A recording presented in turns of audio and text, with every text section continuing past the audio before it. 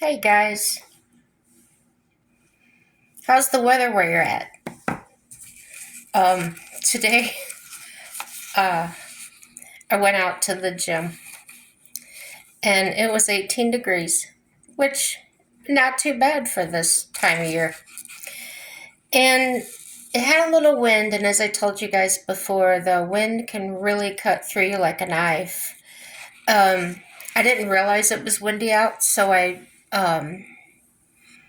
wore my sweatshirt as I do with my hood, and I have my little stretchy gloves in my pocket, my little stocking hat.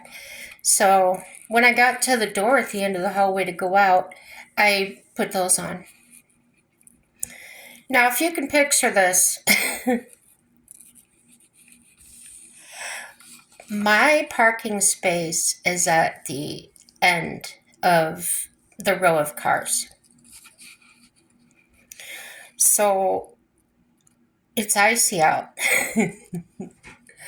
And I'm terrified of falling because there's nobody there to help me up. I didn't have a caregiver today because of the holiday and all kinds of things. So, with purse, my water bottle, um, and my cane, that's all that were in my hands. And then, of course, in my pockets, I had my cell phone and my emergency alert button. So I could call for help, but it'd take them a minute to get to me. But I made it. I took baby steps, and where the gravel was poking through, I walked through that, or I'd step on the snow. Anything I could to avoid the ice, and I'm pretty proud I did it. I did it really well. And what's so remarkable about this, because so many of you do this every day without blowing your horn about it, okay? The reason it's special to me is because in 2018, um, I was having some trouble and I lost my privilege to drive, not because of any law I broke, it was medical reasons, okay?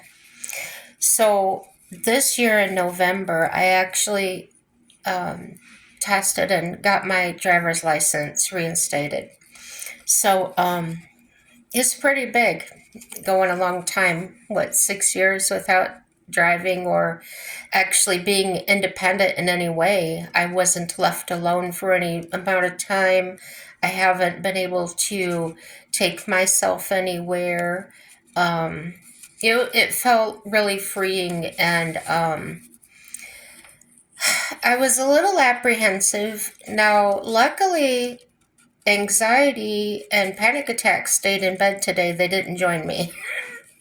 But I had a little tiny bit of apprehension going in. Like I have a tire going low. The alerts coming on the dashboard. I do carry a spare battery, a brand new battery, and I do carry a tire with me, but it's not on the rim. So tires for my vehicle, back up. Tires for my vehicle average about $225 each. Okay. So my thing is, I do like Dad showed me. I go to a tow yard, a junkyard, wherever, and I'll buy me a couple of decent tires in my size. And this year I got two of them for $50. So it's $25 a tire. They got enough to get me through a few thousand miles. Hey, I'm great. Okay.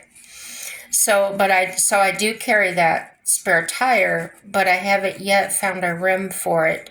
Um, because in the area I'm at, there's not a lot of junkyards, if any, or if there are, they don't take in cars. Okay. There's not even a recycling center that I know of.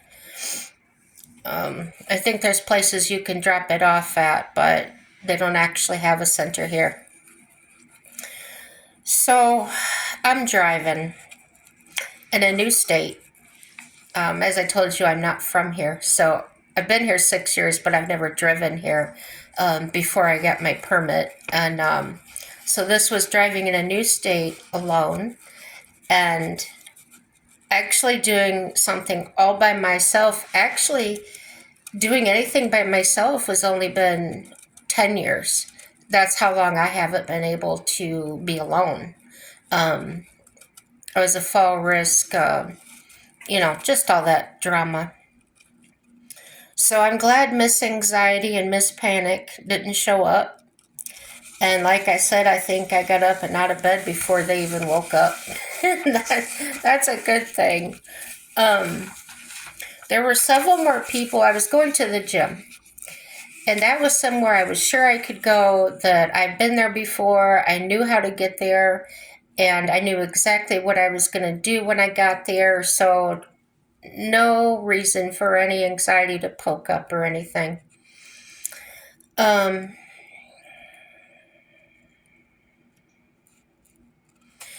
Several more people in the gym than I'm used to. And it's probably since school's out for the holidays and whatnot. But um, I don't know what you call it. I'm sure we all have this inner voice that thinks they're talking bad about me or what's wrong with me. Um, and I've really been working on those things with myself and trying to take control of my own mind. And it worked today. There were a few people looking at me, and some of them were young girls. So the pressure from old high school days or something where you were picked on, and I was actually beaten up in high school. So there's a lot of traumatic memories or whatever you call them. But here's what I did.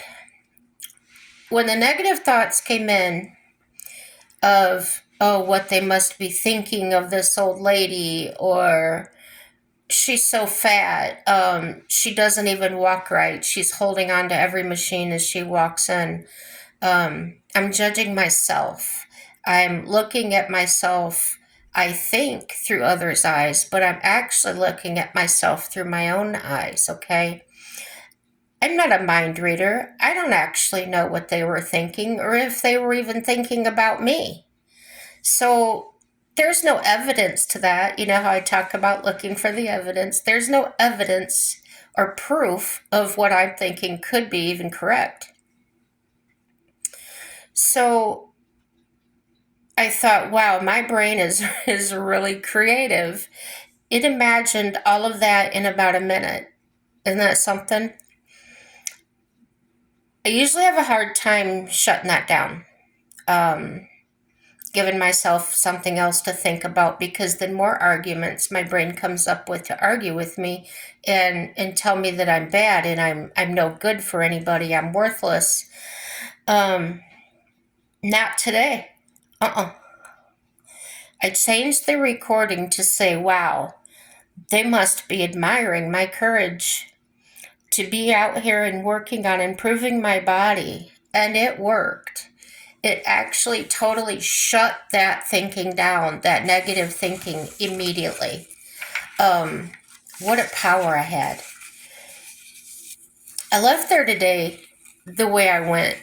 Um, Meaning I didn't have any of those preconceived notions or thoughts before I went in there, the negative things. And I walked out of there feeling the same way. That was a huge hurdle for me to overcome. Um,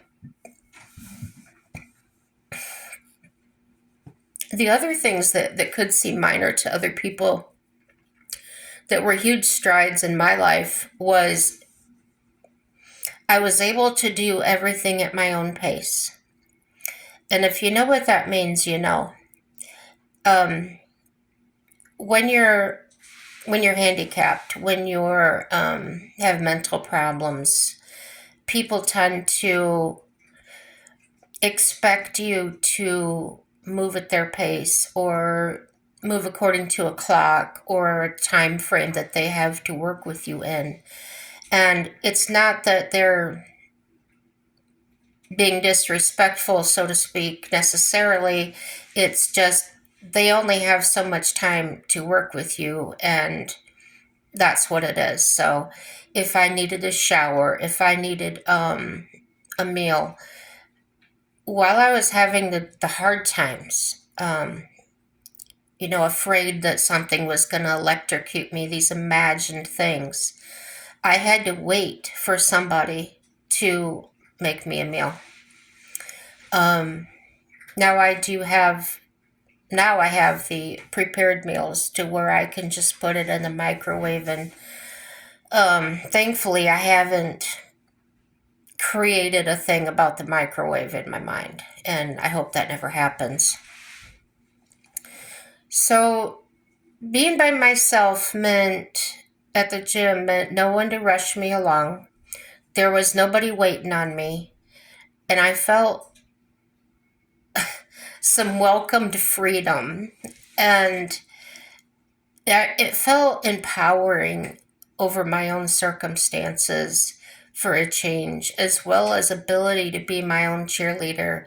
And I had a fantastic growth day today. Um, Now it's just going to take practice. You can talk the talk, but you got to walk the walk. Okay. So I can talk about it as much as I want to, but if I'm not walking in the things that I'm sharing with you, then there's no substance to me or what I'm saying. There's no credibility whatsoever, right?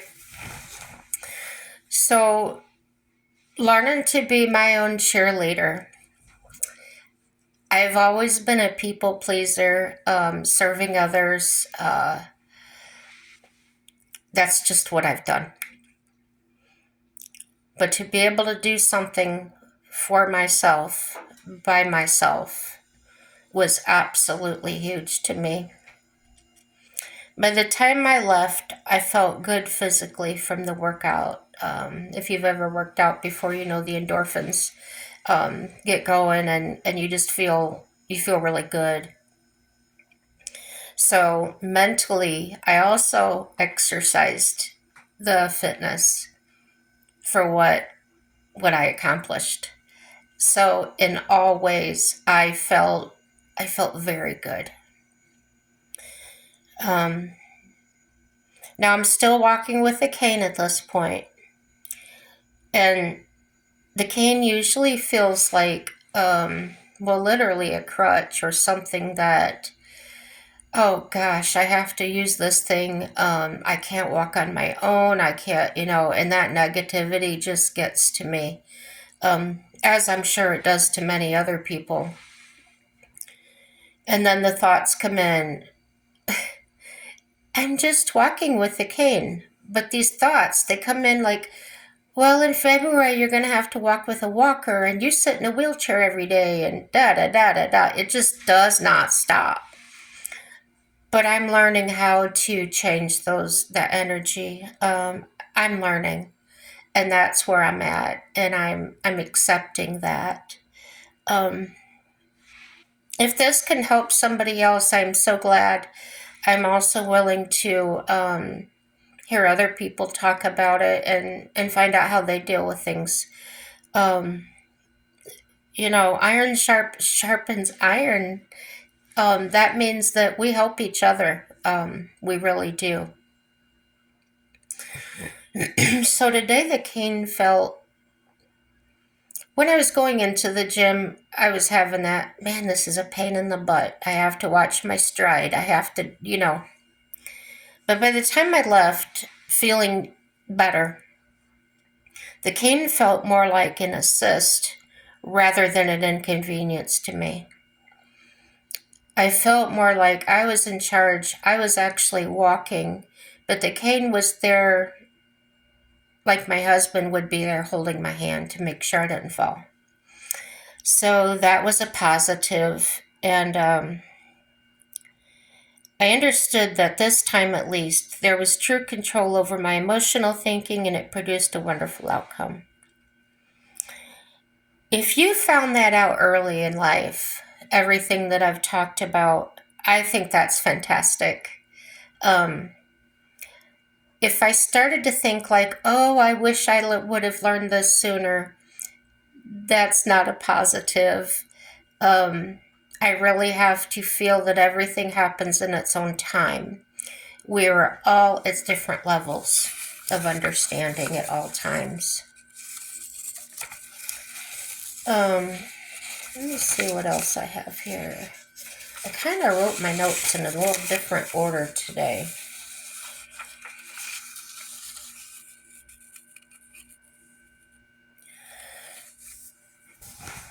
Yeah, learning it early in life. I have been told I like to do things the hard way. Maybe I did, but it's all right. Sooner or later, it gets through my hard head and I get it. With a little seriousness, though, we're all truly at different levels of understanding, aren't we? As well as many different experiences and perceptions in life. So that's the end of my notes, but I'll talk about this subject a little bit. I have experience with horses. Probably 35 years of my life, maybe 40. I don't remember. I started, mom and dad had me showing horses at 3 years old, okay? Dad had me sitting on horses with him when I was an infant riding. So, you know, I could lie and say, oh, I've been riding horses 52 years because I'm 52 years old, okay? But no, that wouldn't be accurate. Um, from the time I started showing horses, now I always rode horses, but I didn't actually start showing horses until I was 10. And that was in the 4 H Horse and Pony Club. And there were horse shows, and there was the fair week where we had classes, and I learned a lot. My dad had dealt with horses his whole life, and he didn't show them. He was in parades though, and he was on the posse, and many, many years of experience. He was a horse trimmer and shoer, a farrier, if you will. Um, he was a horse trainer, and a lot of this was self-taught. He did read some books. He listened to the old guys that knew things, and he did very well. Was very accomplished with those things. I remember several customers as I was growing up coming and just talking about how amazing he was and calling him a horse whisperer long before the movie came out. Um, and with the dogs, and it was true. He had a way with them that one time the horses got out and they went way down the road, and my sister and I were scrambling to get dressed and get down after them, and my dad simply stepped out on the deck outside his bedroom, and he just whistled one time. They all turned tail in single file, came walking with their heads down right back to the house. He was an amazing man to me. Um, there was a horse one time that was so foundered that the outside of its hoof had to come off. And there was a college in my state, Purdue University. And they are known for, if you've got an animal that your vet can't handle, dealing with a diagnosis or something, would be to take the animal down there. And they actually had never seen a horse regrow a foot. But my dad regrew that foot. And so they took that into their, um, you know, it was quite impressive. And there are many people that learn things like that or figure things out by praying about them, by really thinking about the problem. And people invent things. They were inventing things before before they even went to school and things like that. And now I think people go to school because it's a collaboration of um, many people sharing of their experiences and learning in a way that would be, you would have more information from experiences than you would normally have having to learn everything all over from your beginning. So that's where I do believe in the apprenticeship programs. My locksmithing I learned through apprenticeship. Um, yeah, hands on for a lot of people like myself who doesn't learn out of books, or is not able to apply what I've read to an actual scenario. The hands on learning was my best friend. I have met a couple of people that can actually read a book and apply it very well. I've also known people that are book smart that cannot implement that in any circumstance whatsoever. So, when I was talking about colleges and things, and that was on a previous video that I didn't get uploaded, which I will get uploaded hopefully before this one, I'm not saying that college is bad or further education is bad, because it's not. I'm just trying to say that it's not for everybody. And nobody should be pressured or forced into that if that's not going to be the way they can be productive in society. I tend to disagree many times when people are forced into a position or coerced. I have talked about freedom before, giving your kids freedom to make choices, mistakes, good or bad, outcomes, because life is the best teacher. God is the best teacher. And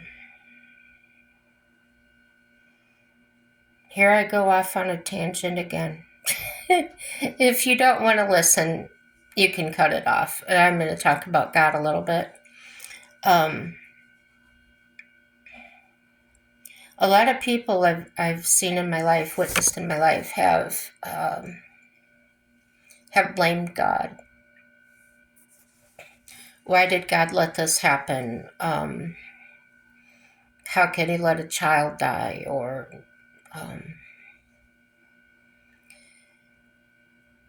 I've been there. I've had thoughts like that. But like my growth, I've explained to you with what I've grown in today with my gym experience, and realizing how I do have control over my thoughts, okay? God gives us the freedom to choose. He gives us everything that we have. And the choices we make are the direct doing of where we end up. And I didn't say that correctly. As I've said before, I had a stroke when I was 19, and it does affect my cognitive a little bit in the way that I speak. So you kind of have to ad-lib sometimes when I'm talking, kind of put your own words in there. I've been told that I do get the point across very well, so I'm counting on that. God to me He's met me in some really dark places. And I used to say I would start here. I used to say I would not read the Bible because it was written by man. And That's still a valid point today for many people. And until they learn different, I don't judge them. Okay?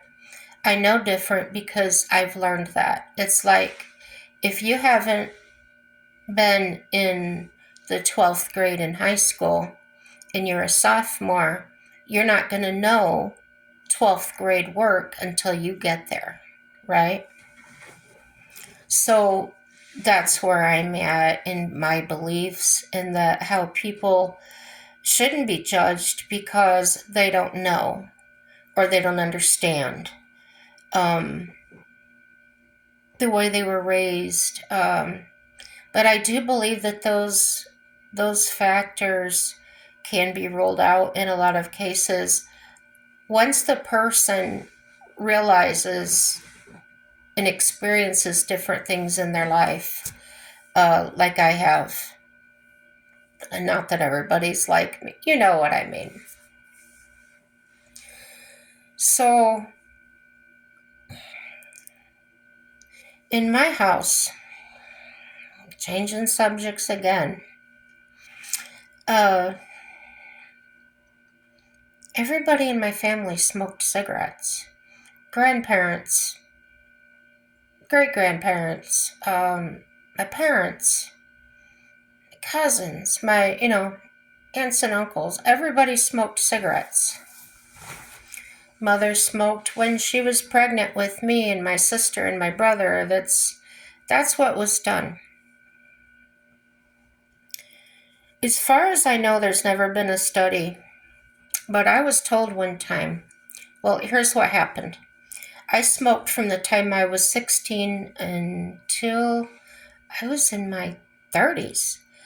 And one day I just put the cigarettes down and I didn't miss them a bit. I was done, and that lasted for 3 years. And during that time, I developed asthma.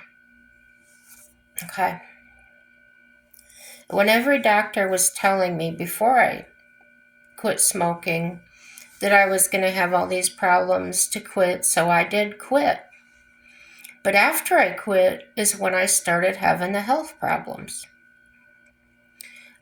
I met a doctor that I had to see because my doctor wasn't in or something. Yeah, that's what it was. My doctor wasn't in. And he said I had bronchitis or pneumonia or something. And he put me in the hospital and he came to see me. And he said, I've been looking at your history and it looks like you stopped smoking recently within the past 3 years. And I said, yes, I have. And he said, when you get out of here, start smoking again. And I was flabbergasted. I had never heard a doctor say that. And he says, here's what I'm going to say to you. In my years of practice, what I've seen is that people that grew up smoking, that their parents smoked when they were in the womb, those are the people, it's basically in them. And when you take that away, the body goes kind of haywire.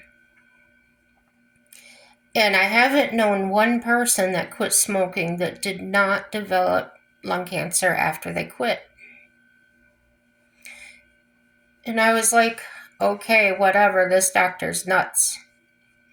But as I started paying attention, I noticed people that were trying to get healthy that had smoked like that, within 2 years or a year, they were getting stage 3 and 4 lung cancer. And I really started to think about that. Of course, I'm not a scientist. I'm a hands-on visual learner. But I'm observing these changes and thinking maybe there is something to that. Isn't cancer caused by changes in the cell? I don't know. I don't know how that works. But it makes sense to me. Not that I would recommend anybody smoke whatsoever, but if you've never started, don't.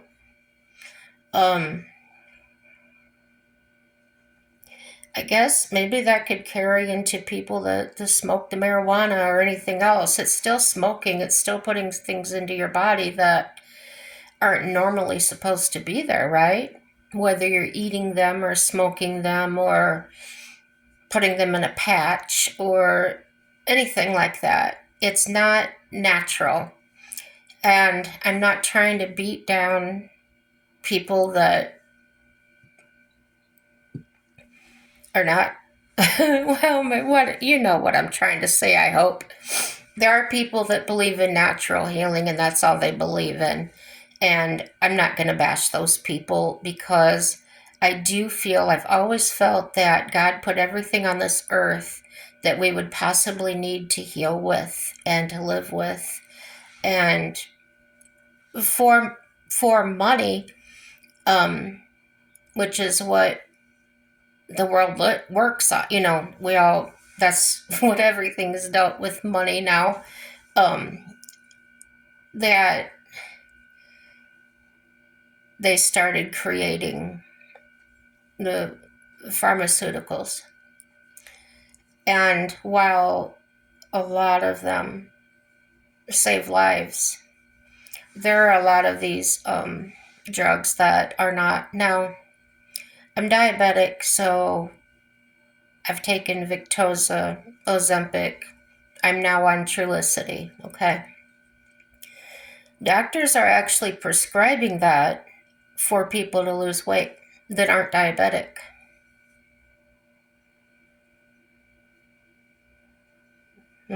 What do you think is going to happen to their pancreas that puts out insulin? Now we're going to start getting pancreatic cancer. Is that worse than being overweight? You're always trading one thing for another when you're living in the life that your mind creates for you. And if you want to do it like I want to do it now at 52, there's nothing in the world that's going to stop you. There's not any excuses. There are no people talking bad about you, or it doesn't matter what anybody says. It truly doesn't to who you are. And I accredit that to the help I've received, the the um, the good medicine that I'm actually taking, and no, it's not natural herbs or anything like that. It is actually pharmaceuticals. And there are places for that. But as far as people taking things, back in the day, it probably still going on today, drugging kids because they were acting out in class. So let me tell you something. When I was in elementary school, principals were allowed to give a spank. And as I said, growing up with that respect and things that we were taught, we grew out of that pretty quick. And there were a couple of children, mainly boys, that would disrupt class. They would stand up on the chair, they would hoop and holler, throw things, do things that, no different than what kids would do today. Seems like my nose always itches when I'm doing these videos. Sorry. It's because it's a little cold here on my nose and it'll itch. So anyway, those teachers earned their wages. They dealt with those children. They would snag them up by the arm or the ear, and they would get escorted right down to the principal's office, where if he had a permission slip, he would give a swat, and that child would sit there and have to think about what they did. And usually by the next year, second grade, third grade, whatever class we were in, those kids didn't act up anymore, and they weren't given prescriptions, okay? I have a nephew that when he was young, he was very outgoing. Just loved people, loved being involved in things. And when they were doing something in class he got really stimulated over, excited about, because he felt like he knew he really had something to contribute to that. So, but instead of going about it what we consider the right way, raising his hand or doing something like that, he stands up and he starts talking about it, interrupting everything else. So they send a note home telling us that he needed to be put on medication for that. Disagreed, but he could not return to school unless he was put on medication.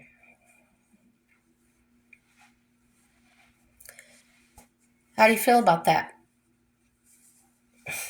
I don't know. It's sickening to me. It starts from so young, telling people that you cannot be who you truly are. And then by the time you get to college, the professors are telling you to think how they are telling you to think. You're not actually learning about history, about life. It's a jaded perception of that person and how they want you to understand it to be. When I was in school, we were taught songs about our country. We were taught how to say the Pledge of Allegiance and to the republic for which it stands, not the democracy as so many people would like us to believe. And honestly, I think they're trying to brainwash you into thinking that. So the black and white thing, the racist thing, that's all been dealt with years and years and years ago. But they want to keep it alive. You want to kill it, stop talking about it. Just why do you keep bringing it up? In another way to say that is when something really horrific happened to an adult. I know it happened when they were a child. Um, they were beaten up by an adult and almost died. And those kind of things would send somebody like me to things like that made me ill. Okay, I'm not blaming it. It was the way I handled it and the way the adults handled it around me and kept asking me about it. And basically, I was getting traumatized over and over again. But they didn't know that back then. But what they have learned and what this child, the way they taught him to deal with it was none of us were allowed to ask him about it. And that was hard. That was so hard to not do. But he's grown up into a fine young man that can have conversations with that person if he has to. He doesn't he does avoid him, but if he's at a house that he really would like to be at and he shows up, he really handles it like an adult, and I'm really proud of him. And he does not hold the animosity that us adults do. So that's what I feel about racism and things that are happening. Don't talk about it. Don't keep feeding it that fuel. Um, we're not taught that as children. We don't come out being that way. And everybody talking about it around us is what happens. Okay? If we keep talking about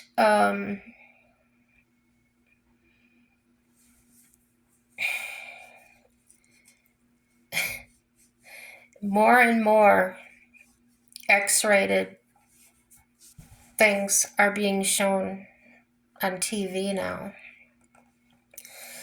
under the guise of freedom of speech. Okay.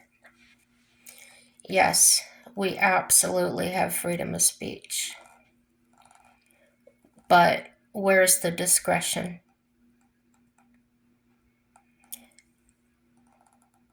I don't necessarily want to see anybody showing that kind of affection on TV, in a restaurant I go to, in a bar I go to.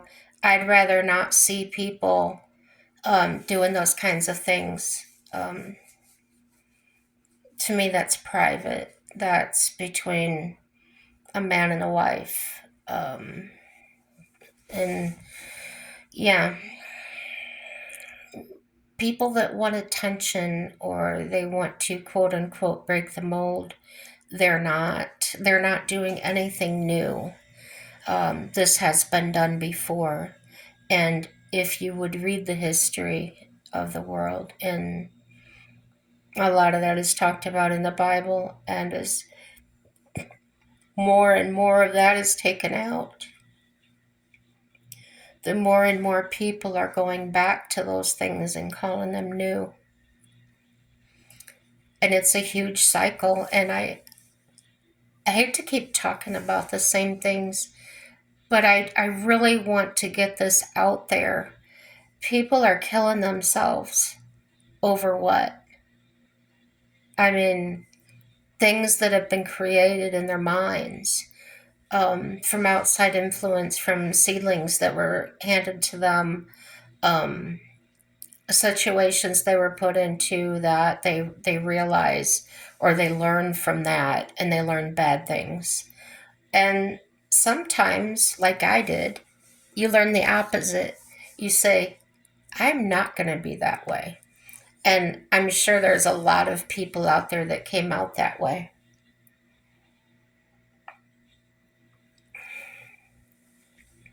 And that's another thing that's repeated. Look in the environment they grew up. Of course, they're going to turn out alcoholic or a wife beater or a husband beater, whatever, whatever. And that's when I say, not necessarily, because they still had a choice to become that way or to not become that way. I did. And there were times that I could slide into that way of thinking. But the truth won out. It really did. I want to thank everybody for listening. Um, I like to keep my videos upbeat, but I'm not getting a lot of comments as far as ideas of things to talk about. So it is kind of one-sided. Subscribe to me, like me, dislike me, or my videos, I should say. You don't have to like me. But do please make some comments and share my videos. They will get better. I know I'm just sitting here talking all the time. It can be kind of monotonous. But as I learn, oh, sorry, it's getting late here. As I learn to do more editing and things like that, and I think I have a few friends that are going to help me overcome my challenges with that, it will improve. It will, as long as I'm here anyway. And hopefully that's for a very long time yet. And yeah, thanks for everything, listening, sitting here. Hopefully watch the whole thing through. If you didn't, then that's okay too. I don't always watch videos all the way through either, or I'm not in the mood and I just pass right by and say, not again. But yeah, subscribe, like or dislike. It's positive. Everything's positive. And have a happy day. Bye-bye.